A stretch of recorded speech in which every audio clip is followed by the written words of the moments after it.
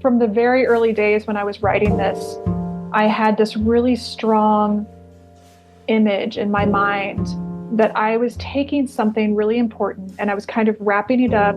I had this image of putting it in a little boat and floating it down a river. And I just kind of was trusting that all I can do is package this up and put it in this little boat and float it down the river and trust that the people who need to find it along the shore are going to find it.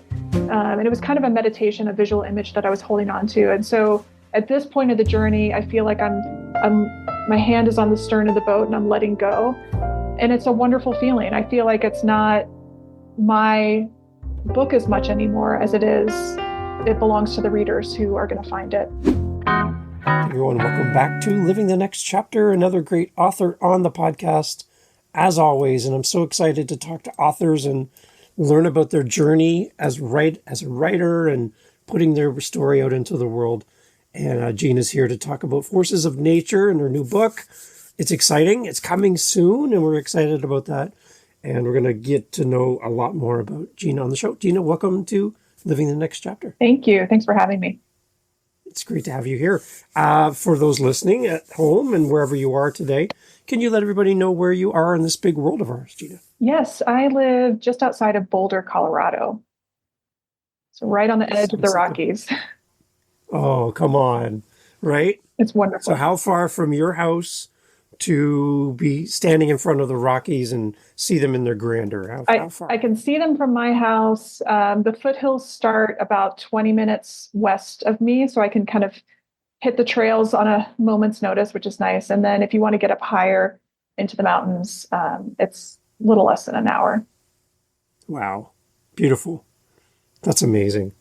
Yeah, I'm a little jealous. I love mountains. I love it's like so random how it's so flat here and then it's just majestic and they just come it just rise into the sky. It's gorgeous. Yeah. I love it. Try not to take it for granted.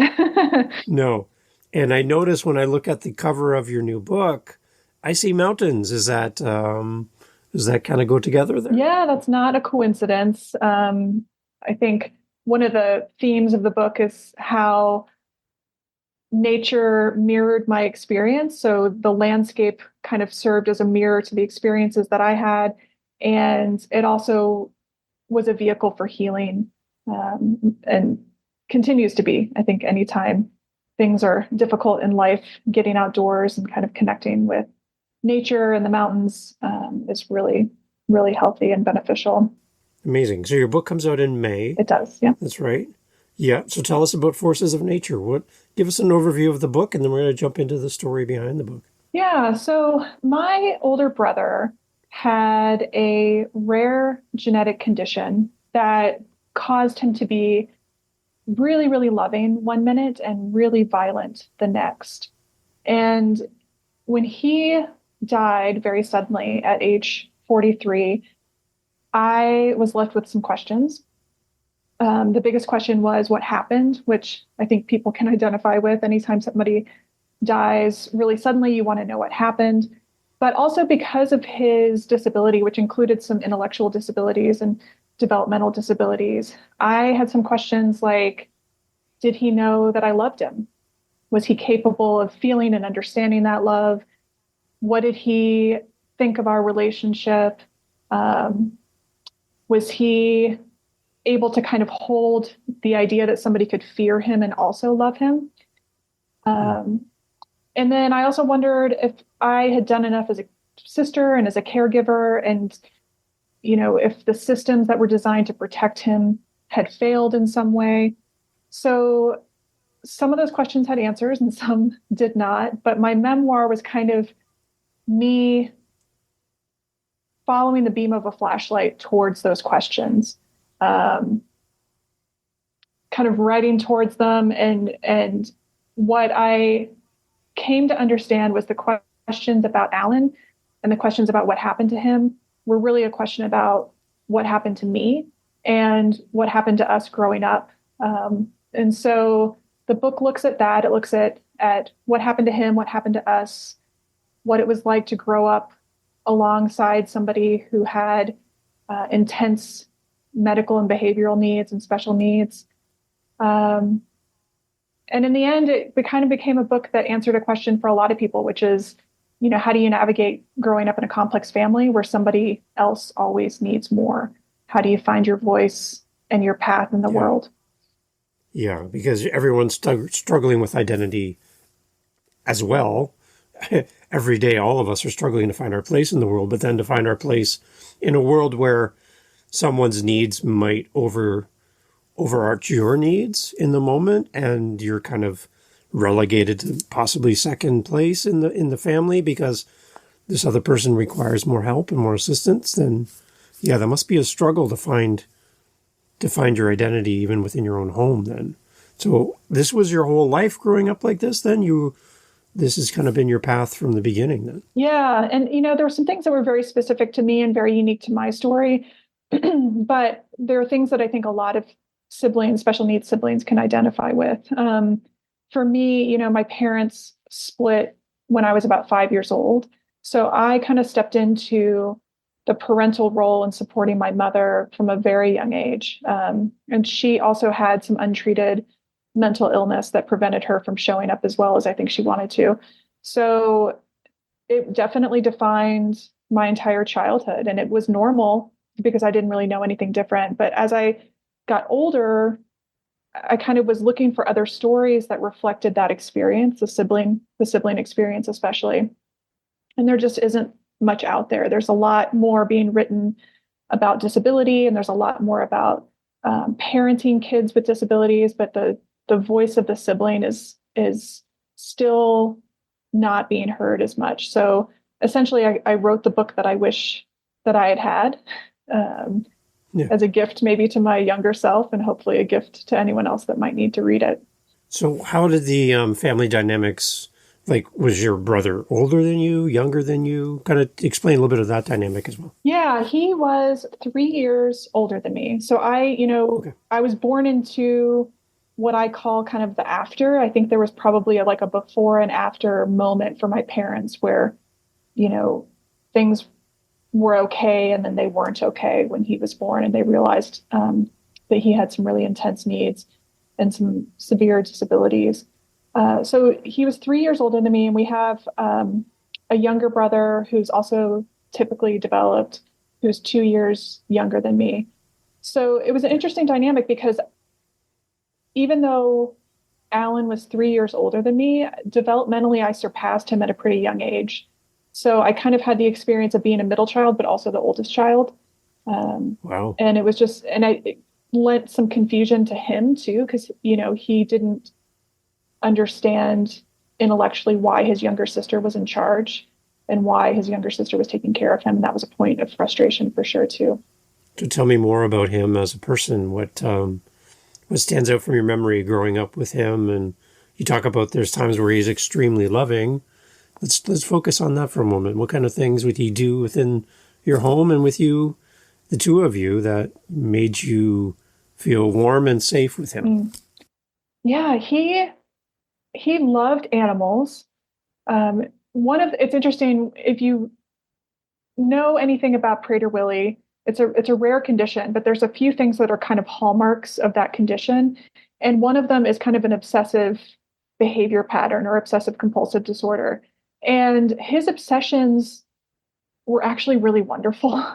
He was obsessed with dogs and animals. He would talk about any pets that we had. He would constantly be planning their food and their toys and their next outing. And so he could be extremely gentle. He's almost like a dog whisperer with pets. And he also had this passion for Christmas year round. He was obsessed with Christmas. He would listen to Christmas music, kind of classic Bing Crosby Christmas albums all year round. And he had a Walkman tape player that he had, strapped to his belt, and headphones. And so we wouldn't hear the music, but we would hear him singing along to the music. And it was really endearing. It was funny because for him, singing sounded like shouting. So he was basically shouting Christmas music at us all the time. And he believed in Santa Claus up until the day he died. So that was just like a really sweet, tender thing about him. And yeah, other things, cars. He was obsessed with cars. He loved people. He could memorize people's birth dates and phone numbers and shoe sizes. And, there's just kind of quirky, fun things that Yeah. endeared him to a lot of people. And that endearment makes caring for someone a little bit easier because you're seeing that back and forth and those loving moments. And it's great to connect that way. But then, as your book talks about, there's another side to this where it goes from loving to fear, I'm taking it, and kind of anxiety and not knowing what's coming next. Can you explain a little bit of that side then too, to give us some balance here? Yeah, he would go from really loving to really violent pretty quickly. And as a kid, I think I understood on some level that it was outside of his control. It was not like a malicious violence. It wasn't like, it wasn't a reflection of how he felt about us. But if something didn't go his way, or another thing that was really common with Prader-Willi, people who have Prader-Willi don't have a cue. They don't have the hormones or the neurological cues that tell them when they're full, when they're eating, and they're constantly hungry. And so we had to be very protective of him around food, and we had to control food in the house. And otherwise he would eat food from the trash, or he would just eat until he made himself sick. And so a lot of the caretaking of him was around food monitoring and control. And if I did anything to prevent him from getting at the trash or the food, then he would respond really violently. Everything from kicking and punching to throwing furniture through windows. It was just a very neurological, sudden reaction that really, there wasn't emotion involved. He just, I was preventing him from getting what he wanted. And he was twice as big as me. So, the consequences were pretty severe. And then almost as quickly as he would turn violent, he would turn back to being loving again and would not really understand why I was maybe crying or in pain. So that was a challenge, obviously. I mean, that was, and I think a lot of people who have grown up in families where somebody has a profound disability understand kind of that you're walking on eggshells, and when it comes to behavior issues, you don't know exactly what's going to trigger a outburst essentially is a temper tantrum. Yeah. You mentioned at the beginning of our conversation that you wished you had this book back early days for your own journey, but in absence of this book of Forces of Nature, what resources did you have? It sounds like you were parenting your mother, helping with your brother. You're kind of stepping into a role that most children wouldn't have to deal with. Who was there for you in all of this to help you understand what was going on, support you? Did you have any support at all in this? I didn't have a lot of people who understood exactly what was going on at home. We grew up in the 80s. There just weren't, there weren't Facebook groups. There weren't a lot of resources for families with special needs.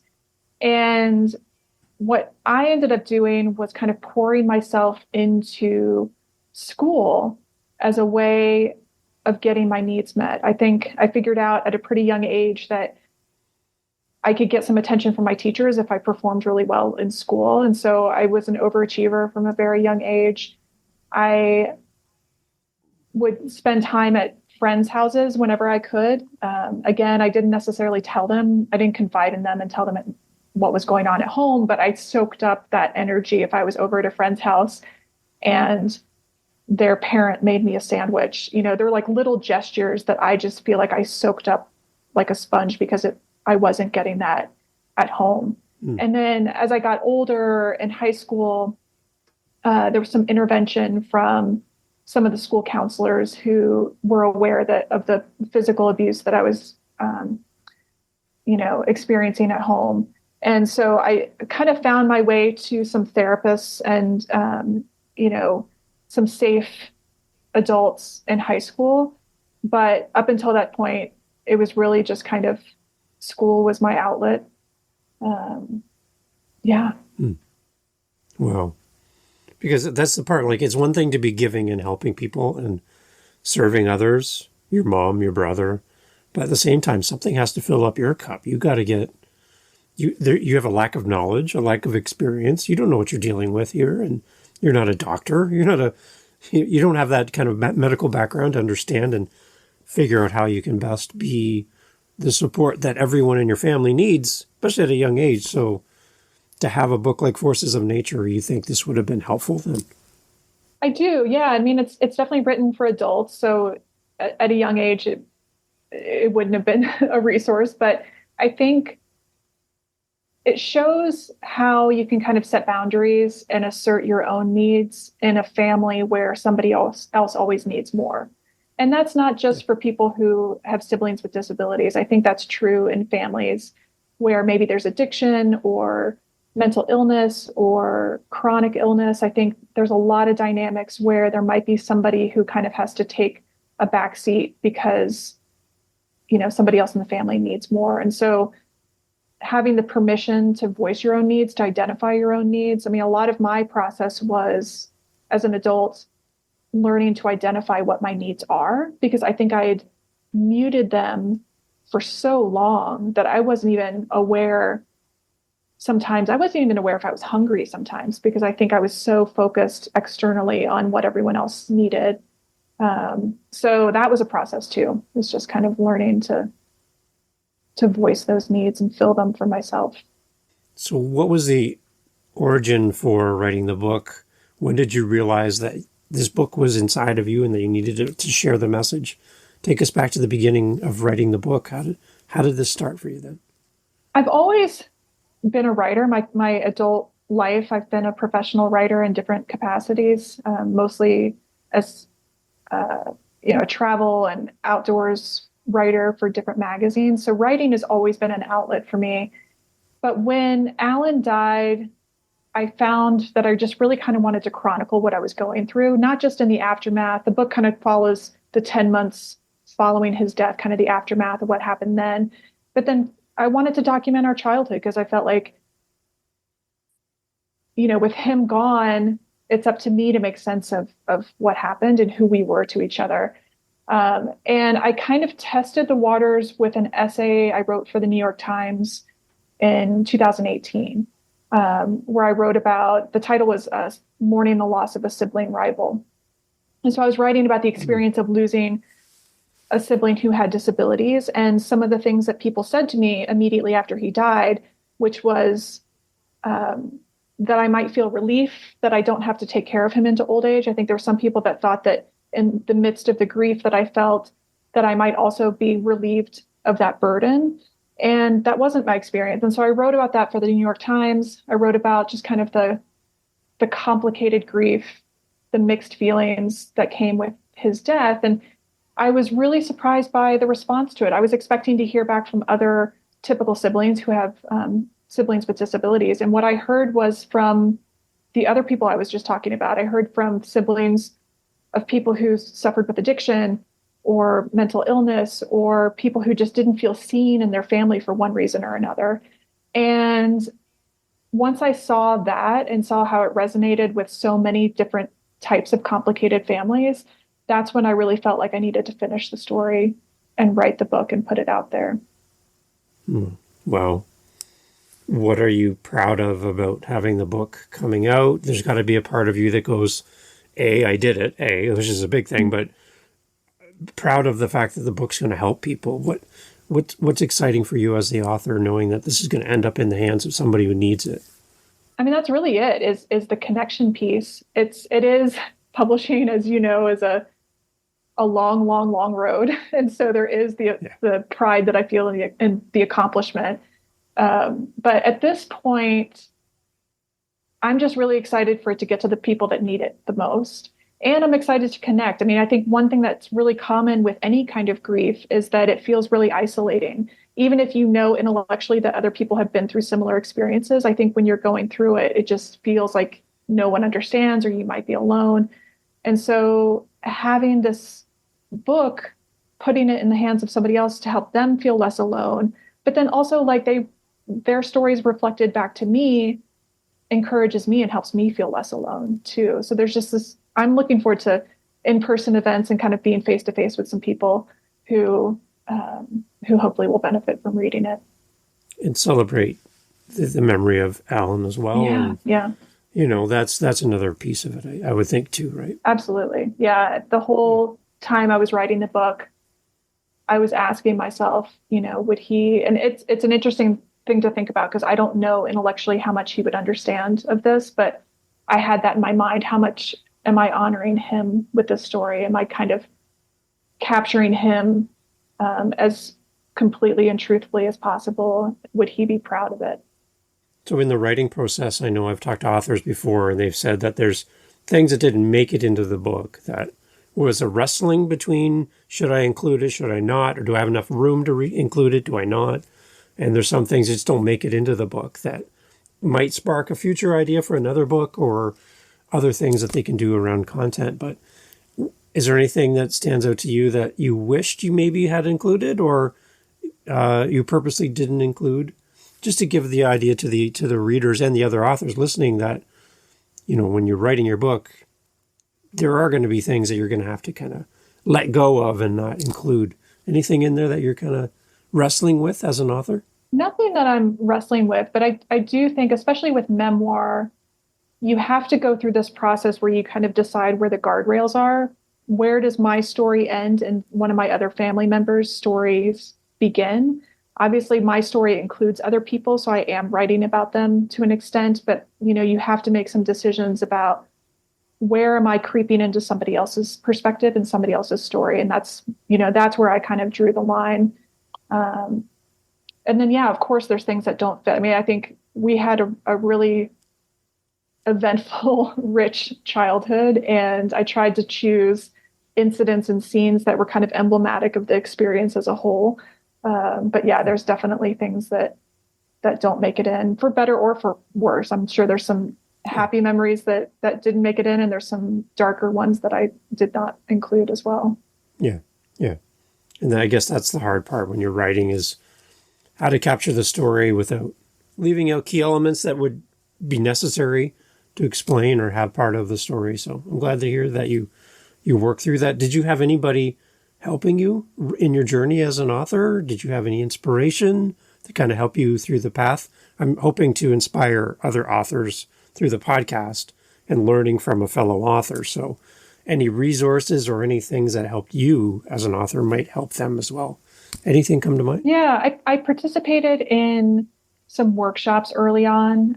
We have a wonderful writing center here in Colorado called Lighthouse Writers in Denver, and they do these advanced workshops where you apply, and if you're accepted, you go and spend a week with a well-known author who kind of will read your pages and give feedback. So that was really valuable, and I stayed connected with the authors that I worked with in the workshops there. I have a wonderful literary agent who's a great reader, so that's helpful to have somebody to bounce things off of. I think a lot of writers will share pages with people that they're really close to, which can be wonderful, but I would encourage you to also reach out to people who don't know you very well, who you can trust to give you some feedback that maybe is just a little bit more objective. If that involves joining a group where there's beta readers, where you exchange work, or hiring an editor, I really think that it's important, especially if you're looking towards publication, to get some readers who don't already know and love you so that they can give you some honest feedback. Because they have a built-in bias and filter to support and love you and be there for you, and they might not pick up on some of the things that someone who's not closely connected to you might see. Yes. Right? Because they don't have that filter. So yeah, it's good. And they also just don't, I mean, especially with memoir, people who know you already know a lot of the context and backstory. So when I was able to show it to, like when I went to the workshop and shared it with people I don't know, other, well-established writers, they were able to ask questions and kind of show me some blind spots that I hadn't considered because they don't already know. They don't know everything about me. So their questions and their curiosity was really helpful. And I ended up adding probably about 10,000 words after that, because I realized there's some backstory that I needed that wasn't there. Nice. Nice. That's great feedback. I like that. And then for the readers that are listening, your connection to them, like they're going to have your book as of May in their hands for the first time, and they're about to open it. They're going to read the first words that you've written for us. What's your love letter? What's your message to a reader who has picked up your book for the first time? What do you want them to know before they start reading your book? Yeah, I would say if you grew up in a complicated family, or if you ever struggled to love a family member without abandoning yourself in the process, then my book is for you. I really want my story to give you permission to name both the joys and the heartaches of difficult families, and what it's like to kind of find your own voice. I want to show you how I created a path and found peace, and hopefully that will feel validating and you, as you set on your own journey to find peace. You mentioned growing up in school, you were focused on overachieving in school to capture the attention of your teachers and find your spot there as a different life outside of the home. Now with Alan gone and the book coming into the world, how are you changing? Are you still that same student looking to overachieve and create a mark in the world? Or are you finding a new path now with things changing in your family? It's a good question. I think I'm kind of doomed, for better or for worse, to be an overachiever in everything, including in this book. It's been kind of an interesting dance between reminding myself of the why and the meaning behind it, and then focusing on, how can I do this the best way possible. I don't think I'm changing anything. This is one piece of my writing career, and I'm really proud of it. It's definitely the thing that, on my deathbed, if I hadn't published this book, I would have really regretted. So in that sense, it's really, really satisfying.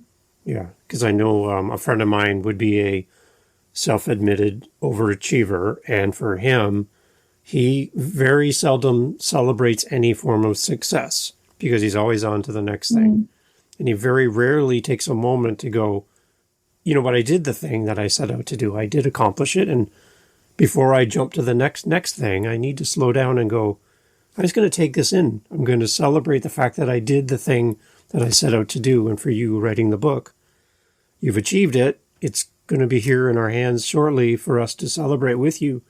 So is there any sense for you that even though you're focused on overachieving, is there a sense of celebration? Are you going to be taking some time to, again, get out in front of people and talk about the book, but for you personally to celebrate the fact that this is now going to be a reality for us to have this book in our hands? Yes, absolutely. I mean, I think it becomes kind of a mindfulness practice. I'm not so much focused on the next thing, but I do tend to downplay success and not enjoy it as much as I would like. And so what I've been working on and actually talking about with my therapist leading up to this book launch is just how do I savor those moments?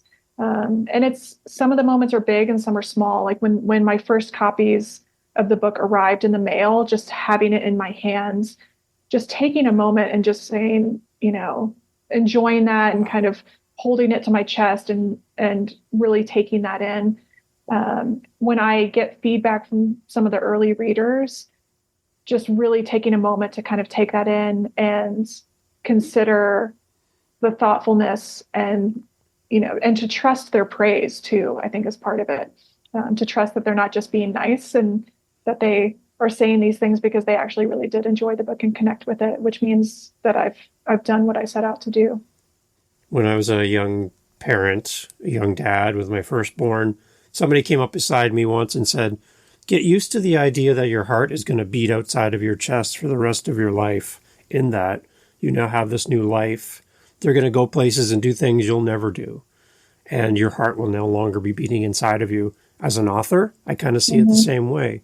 You putting a piece of yourself out into the world. This book is going to end up places you'll never have been and meet people that you've never met. And they're going to be holding this book to their chest in the moment going, this is the book that brought me comfort or helped me through a very interesting time in my life and the challenges I'm facing, this book has been there for me. And that's got to be exciting to know your book's going to go places that you may never be and touch lives you'll never know. That's got to be rewarding right there. Yeah, that's my favorite thing about it. And from the very early days when I was writing this, I had this really strong image in my mind that I was taking something really important and I was kind of wrapping it up. I had this image of putting it in a little boat and floating it down a river. And I just kind of was trusting that all I can do is package this up and put it in this little boat and float it down the river and trust that the people who need to find it along the shore are going to find it. And it was kind of a meditation, a visual image that I was holding on to. And so at this point of the journey, I feel like my hand is on the stern of the boat and I'm letting go. And it's a wonderful feeling. I feel like it's not my book as much anymore as it belongs to the readers who are going to find it. I like that. It's a great visual as well. I can see it just going down the river. I have no idea where this is going to go. Yeah. It's that message in the bottle thing. You throw it out, right? You don't know where it's going. It's the same thing. So it's also a lesson in letting go. I think part of what makes that a really comforting image for me is that I've done everything I can do and I've let go and now it's going to live in the world and do whatever it's going to do. I just read, as you say, letting go. I just read a proverb recently where it talked about two monks were standing at a river and they had to cross the river. And to do so, they needed help from each other to do so. But then a woman walked up to the two of them and said, I need help getting across the river. And for these two monks, they have this thing where they're not allowed to interact with a woman or touch a woman. But this woman needed to be carried across the river to get to the other side. And so the monks looked at each other in that moment because they're not supposed to touch this person, but the person needed help. So one monk just reached over, put the woman up onto his shoulder, walked her across safely to the other side, and she carried on. The other monk got to the other side with him, and they kept walking and walking and walking. And after a while, the monk that didn't help the woman looked at the other monk and said, why did you do that? And in that moment, the monk looked at her, like the other monk, and said, I put her down a long time ago. You keep carrying her. You keep carrying it. You need to let it go. Let's keep going in our journey, right? And I'm just like, oh, wow, right? Like there's so much of us that we just need to let things go. Yeah. And I think the fact that your book is out there helping people with that is going to be awesome because we need to identify the story, help the person in the moment, but at the same time, there's some stuff beyond our control and we need to let those things go. Yeah, right? Absolutely. Yeah, I love it. So before we go, talk us through the website. I have it up on the screen while we're chatting, and it's a beautiful website, by the way, Gina. Thank you. Talk us through the website, your contact information and everything. And again, I have one last question before we part ways today, but take us through the website. I love it. Yeah, my website is ginadwagner.com.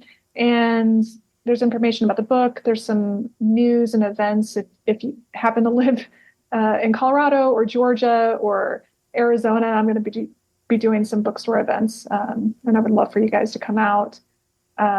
You can see some of my other writing there too. Some of the magazine work that I mentioned is there. And then I also have a Substack newsletter that's free. I like to tell people I only email you when I have something really interesting or important to say. I won't spam you, and it's free. So yeah, you can subscribe to my newsletter or connect with me on Instagram. That's where I'm most active. Excellent. Really appreciate it. And then I guess my last closing thought would be, we are going to celebrate the launch of the book and everything, but it's got to be more for you down the road. My name of my podcast is Living the Next Chapter. So I'm always kind of curious about what your next chapter is. Promoting the book, celebrating the book, all those things have to happen for sure. But I'm really curious, are you going to continue with your writing career? Are you going to continue working on new projects? What do you have envisioned down the road for yourself?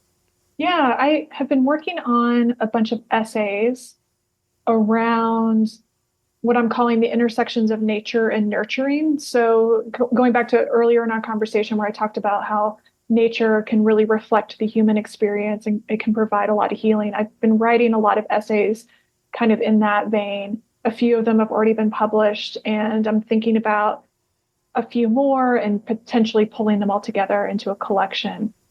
So that's kind of early stages, but it's something that I'm really excited about.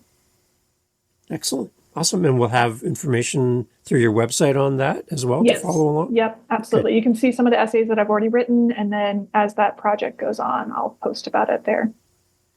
Awesome. And the book comes out on the 14th of May. Is that right? That's right. Good. Excellent. I love it. And again, everyone listening, all the information for Gina is on the website. We'll have a link in the show notes as always. It's a beautiful website. So go there and check it out and let Gina know you heard about her book here on the podcast. And there's somebody listening, Gina, and they know this is going to be a great book for themselves or for a family member or a friend.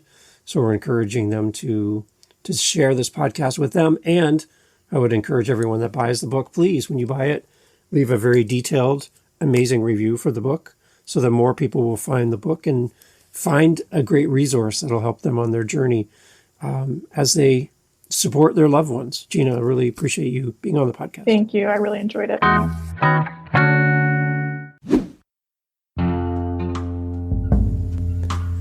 Hey, thanks for listening all the way to the end of the podcast. That's a big signal to all of the players, the YouTubes, the Apples, the Spotifys, that you found value in this episode of Living the Next Chapter. Just by you listening to the end, you just sent a huge bat signal out to the app saying this was a great podcast, a great conversation. So you listening to this point, you've done your job. I have one more ask of you. If you know anyone that would benefit from this conversation, would you share this episode with them? Would you just send them a message, send them the episode, tell them about this episode, tell them to livinginthenextchapter.com to get all the information about the podcast. Can you do that for me? Because the more people that hear this message, this episode, the better. I want to support these amazing authors, and I know you do as well. So sharing this episode really helps, and I appreciate you. See you on the next episode, and thank you for listening to Living the Next Chapter.